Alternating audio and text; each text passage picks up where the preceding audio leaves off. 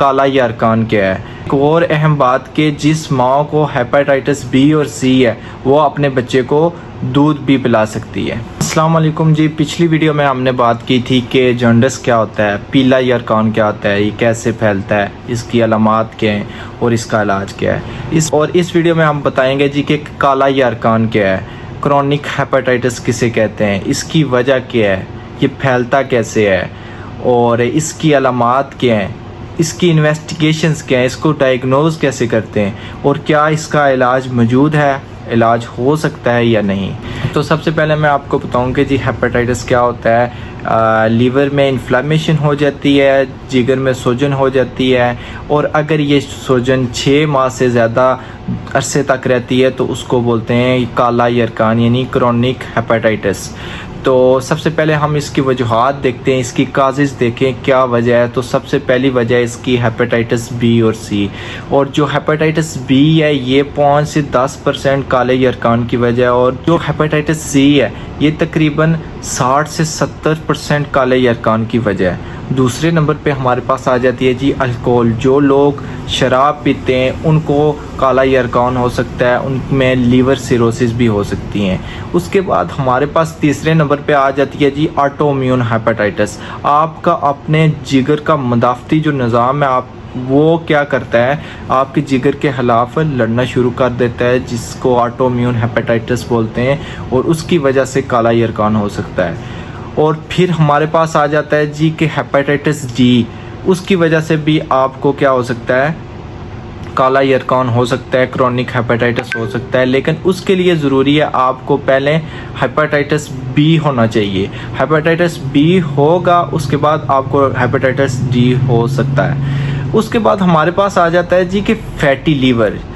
Fatty liver किसकी वजह से होता है, अनकंट्रोल शुगर लेवल। जिन लोगों को शुगर जिनका हाई रहता है या जिनको बहुत ज़्यादा कोलेस्ट्रोल है या जिनका वेट बहुत ज़्यादा है, इसकी वजह से आपके लीवर पे फैट हो जाता है और वो फैट क्या करता है, आपके लीवर के सेल्स को इंजर्ड करना शुरू कर देता है, जिसकी वजह से वहाँ पे इन्फ्लेमेशन हो जाती है।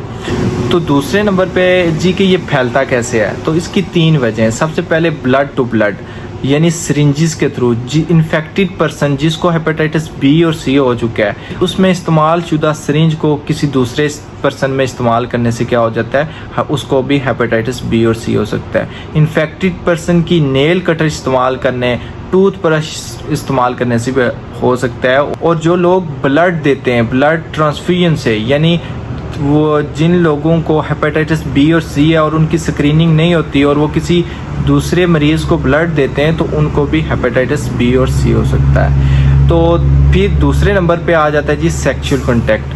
अगर एक इन्फेक्टेड पर्सन, उसकी शादी होती है और उनके जिनसी तल्लुकात की वजह से उसके पार्टनर को भी क्या हो सकता है, हेपेटाइटिस बी और सी हो सकता है। और तीसरे नंबर पे हमारे पास आ जाती है जी प्रेग्नेंट मदर, यानी मदर टू चाइल्ड, यानी पैदाश के दौरान अगर माँ को हेपेटाइटिस बी और सी है तो उसके बच्चे को भी हो सकता है। और कुछ ऐसी बातें कही जाती हैं, कुछ ऐसी मिथ्स हैं कि हेपेटाइटिस आपको एक प्लेट में खाने से हो सकता है या बच्चों को प्यार करने से। ऐसा कुछ नहीं है, आप एक प्लेट में खा सकते हैं, बच्चों को प्यार कर सकते हैं, गले लगा सकते हैं। और एक और अहम बात कि जिस माँ को हेपेटाइटिस बी और सी है वो अपने बच्चे को दूध भी पिला सकती है। उसके बाद हम इसमें देखते हैं जी इन हेपेटाइटिस बी और सी की वैक्सीनेशन। क्या हेपेटाइटिस बी और सी की वैक्सीनेशन मौजूद है? जी हाँ, हेपेटाइटिस बी की वैक्सीनेशन मौजूद है, जबकि हेपेटाइटिस सी की कोई वैक्सीनेशन नहीं है। जो हेपेटाइटिस बी की वैक्सीनेशन है उसकी 3 डोजेज होती हैं, 0, 1, 6। पहली डोज लगने के 1 महीने बाद आपको दूसरी डोज लगती है और ऐसे ही 6 माह बाद आपको तीसरी डोज लगती है। तो फिर हम इसमें देखते हैं जी इसके इन्वेस्टिगेशन कैसे करते हैं, डायग्नोज कैसे करेंगे। तो इसके कुछ टेस्ट हैं, लेबॉरेटरी टेस्ट, जिसमें CBC आपका कंप्लीट ब्लड पिक्चर आ जाती है।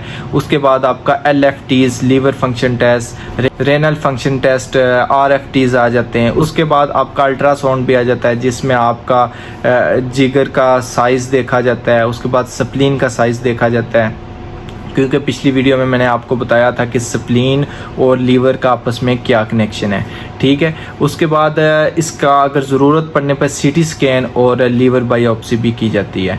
तो जिस बंदे को लीवर सिरोसिस है उसके लिए एंडोस्कोपी भी की जाती है, क्योंकि देखा जाता है कि जिस बंदे को लीवर सिरोसिस है उसकी खुराक की नाली में खून की थैलियां भी बन सकती हैं, जिनको वेरिसिस बोलते हैं। तो एंडोस्कोपी की जाती है, उनको डिटेक्ट किया जाता है। तो उसके बाद जी हम देखते हैं कि इसकी ट्रीटमेंट क्या है, क्या इसका इलाज मौजूद है और इलाज हो सकता है।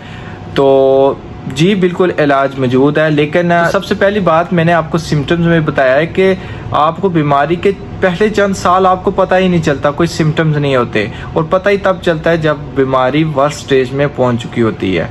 तो इसकी ट्रीटमेंट ऑप्शन मौजूद है। हेपेटाइटिस बी के लिए आपको एंटीवायरल थेरापी है, लेकिन ये एक बात याद रखने वाली है कि ये आपको लॉन्ग टाइम के लिए लेना पड़ता है, या फिर आप ये भी कह सकते हैं कि आपको सारी उम्र खानी पड़ती है। क्योंकि हेपेटाइटिस बी एक बार ख़त्म तो हो जाता है, लेकिन ये फिर से रीएक्टिवेट हो जाता है। तो हेपेटाइटिस सी की जो मेडिसिन है, एंटीवायरल थेरापी है जो, तो ये आपको 8 से 6 मंथ तक इस्तेमाल करनी पड़ती हैं हेपेटाइटिस सी की मेडिसिन, और इसको मुकम्मल तौर पे ख़त्म किया जा सकता है। जबकि आपको ये एक बात बता दूं कि हेपेटाइटिस ए की वजह से आपको क्रोनिक हेपेटाइटिस नहीं हो सकता, काला यरकान नहीं हो सकता। तो हेपेटाइटिस ई की वजह से आपको क्रोनिक हेपेटाइटिस हो सकता है, काला यरकान हो सकता है, लेकिन उसके एक्सेप्शनल केस हैं। अगर आपकी इम्यूनिटी वीक है, यानी आप एंटी कैंसर मेडिसिन ले रहे हैं, कीमो लगवा रहे हैं, तो फिर क्या हो सकता है, आपकी इम्यूनिटी वीक है, तो अगर आपको हेपेटाइटिस ई हो गया और वो लॉन्ग टर्म के लिए 6 मंथ से ज़्यादा तक के लिए रहता है, तो फिर आपको वो क्रोनिक हेपेटाइटिस हो सकता है। तो अगर आपको ऑटोइम्यून हेपेटाइटिस की वजह से काला यरकान है, तो फिर आपकी जो ट्रीटमेंट में उसमें स्टीरॉइड्स भी ऐड किए जाते हैं, आपको स्टीरॉइडल थेरापी की जाती है ऑटोइम्यून हेपेटाइटिस को ट्रीट करने के लिए। और अगर आपको फैटी लीवर की वजह से क्रोनिक हेपेटाइटिस है, तो उसके लिए आपकी कुछ प्रिकॉशंस है, एहतियाती तदबीर हैं। सबसे पहले आपने अपना वेट कम करना है, कोलेस्ट्रॉल लेवल को कम करना है, अपने शुगर को कंट्रोल रखना है अगर आपको ये प्रॉब्लम है तो। उसके बाद आखिर पे आ जाता है जी अल्कोहल। जो लोग शराब पीते हैं उनको काला यरकान होता है, तो उसके लिए क्या करना है, उसके लिए सबसे पहला काम जो है वो आपने ये करना है कि शराब छोड़नी है, शराब अल्कोहल का बाइकआउट करना है, और या इसको बहुत ही कम कर देना है। तो ये सारे ट्रीटमेंट ऑप्शन मौजूद हैं, ये काम करते हैं, लेकिन इसके लिए ज़रूरी है कि आपको बीमारी की अर्ली स्टेजेस में, शुरू में आपको ये पता होना चाहिए कि आपको ये प्रॉब्लम है। तो उसके लिए ज़रूरी है कि आप वक्तन फ़वक्तन जो आपके हेपेटाइटिस के स्क्रीनिंग टेस्ट हैं वो ज़रूर करवाते रहें।